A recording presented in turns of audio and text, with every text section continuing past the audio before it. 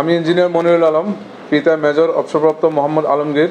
Dhanmondi road, racecourse, কুমিল্লার একজন স্থায়ী বাসিন্দা। ফ্যাসিস্ট আওয়ামী লীগ সরকারের বিরুদ্ধে বৈষম্য বিরোধী ছাত্র আন্দোলনে ছাত্র জনতার পক্ষে থেকে আন্দোলন করায় 21 জুলাই 2024 সালে আমার নামে 2টি মামলা রুজু করা হয়। মামলা নং GR 596 ও GR 597, যা বিপ্লব পরবর্তী সময়ে অন্তর্বর্তী সরকারের নির্বাহী আদেশে চূড়ান্ত প্রতিবেদন বিজ্ঞ আদালতে দাখিল করা হয়। পয় নিষ্কাশন ও জলস্রোতের ধারা অব্যাহত রাখতে কুমিল্লা সিটির রেসকোর্সে অবস্থিত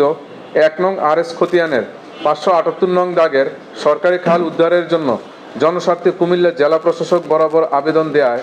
যার ডকেট নং 20,457, তারিখ 31 ডিসেম্বর 2023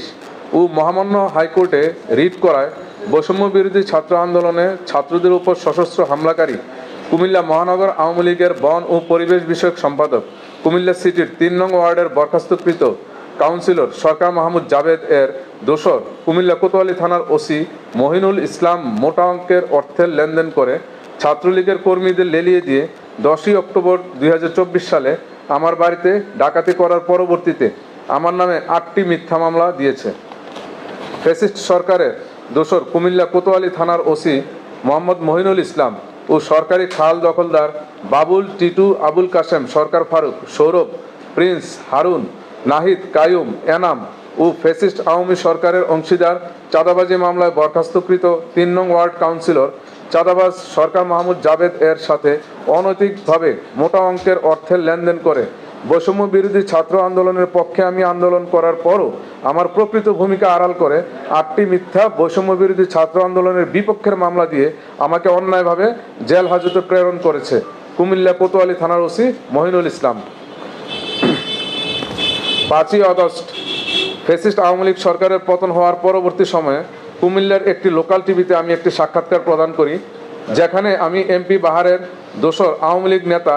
চাঁদাবাজ কাউন্সিলর জাবেদের সকল অপকর্ম তুলে ধরি এবং আমি বলি, যদি ছাত্রদের নতুন একটি রাজনৈতিক দল তৈরি হয় এবং তারা যদি বাংলাদেশে ক্ষমতায় আসে এবং সরকার গঠন করে, তাহলে বাংলাদেশে আর কোনো চাঁদাবাজি থাকবে না। সেই বক্তব্যের পর আমার এলাকার আওয়ামী লীগের নেতা কাউন্সিলর জাবেদের দোসররা ও 1 নং RS খতিয়ানের 578 নং দাগের সরকারি খাল দখলদাররা একসাথে আমার পেছনে লেগেছে আমাকে চরমভাবে ঘায়েল করার জন্য। বৈষম্য বিরোধী ছাত্র আন্দোলনে আমি অংশগ্রহণ করায় আওয়ামী লীগ সরকারের দোসররা আমার নামে 21 জুলাই 2024 সালে 2টি মামলা রুজু করে। মামলা নং GR 596 ও GR 597, যা বিপ্লব পরবর্তী অন্তর্বর্তী সরকারের নির্বাহী আদেশে চূড়ান্ত প্রতিবেদন বিজ্ঞ আদালতে দাখিল করা হয়েছে। অতীতে চাঁদাবাজ জাবেদ মিথ্যা মামলা দিয়ে আমাকে ঘায়েল করতে ব্যর্থ হওয়ায় এখন তার দোসরদের দিয়ে ও সরকারি খাল দখলদারদের দিয়ে এবং কোতোয়ালি থানার ওসি মহিনুল ইসলামকে মোটা অঙ্কের টাকা দিয়ে আমার বিরুদ্ধে আরও 8টি মিথ্যা মামলা রুজু করেছে, যেন আমি উক্ত সরকারি খালটি উদ্ধারের ব্যাপারে কোনো পদক্ষেপ না নিতে পারি। তৎকালীন ফ্যাসিস্ট সরকারের সময় আমি কারো কাছ থেকে কোনো সহযোগিতা পাই নাই। ফ্যাসিস্ট সরকারের দোসর কুমিল্লা কোতোয়ালি থানার ওসি মহিনুল ইসলাম সরকারি খাল দখলদারদের সাথে অনৈতিকভাবে মোটা অঙ্কের অর্থের লেনদেন করে আমার বিরুদ্ধে অন্যায়ভাবে বৈষম্য বিরোধী ছাত্র আন্দোলনের বিপক্ষের 8টি মিথ্যা মামলা রুজু করে 5ই আগস্ট গণ অভ্যুত্থানের মাধ্যমে পাওয়া আমাদের নতুন স্বাধীনতাকে বিতর্কিত করেছে। কোতোয়ালি থানার ওসি মহিনুল ইসলামকে মোটা অঙ্কের টাকা দিয়ে মিথ্যা মামলায় আমাকে গ্রেফতার করে থানার লকআপে ঢুকিয়ে ছাত্রলীগের ক্যাডারদের নির্দেশ দিয়ে 10 অক্টোবর 2024 সালে আমার বাড়িতে ডাকাতি করে আমার প্রায় $1.5 কোটি টাকার মালামাল লুট করে নিয়ে যায়, যার পরবর্তীতে আইনগত সহায়তা পাওয়ার জন্য 29 অক্টোবর 2024 সালে আমি একটি ডাকাতি মামলা দায়ের করি, মামলা নং 1638। উক্ত মামলা দায়ের করে বাসায় আসার পরপরই ওসি মহিনুলের নির্দেশে পুলিশ আবারও আমাকে দ্বিতীয়বার গ্রেফতার করে নিয়ে যায়। আমাকে এবার গ্রেফতার করতে পারিলে ওসি মহিনুল ইসলাম আমাকে রিমান্ডে নিয়ে টর্চার করে আমাকে দিয়ে স্বীকারোক্তি করাবে বলে বিভিন্ন মারফতে শুনতে পাচ্ছি, যার কারণে প্রাণ ভয়ে আমি পালিয়ে বেড়াচ্ছি। কুমিল্লা কোতোয়ালি থানার ওসি মোহাম্মদ মহিনুল ইসলাম, সদর দক্ষিণ থানার OC Mohammad Rafiqul Islam,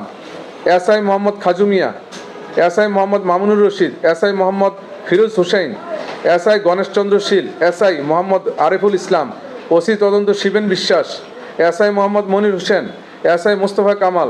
SI Mohammad Abdul Awal Sumon, SI Mohammad Imam Hossain ও আমার দায়েরকৃত মামলার আসামিগণ ও জিডির আসামিগণ দ্বারা আমি ও আমার বাবা মেজর অবসরপ্রাপ্ত মোহাম্মদ আলমগীর যে কোনো মুহূর্তে খুন বা গুম হয়ে যেতে পারি বলে শঙ্কাবোধ করছি।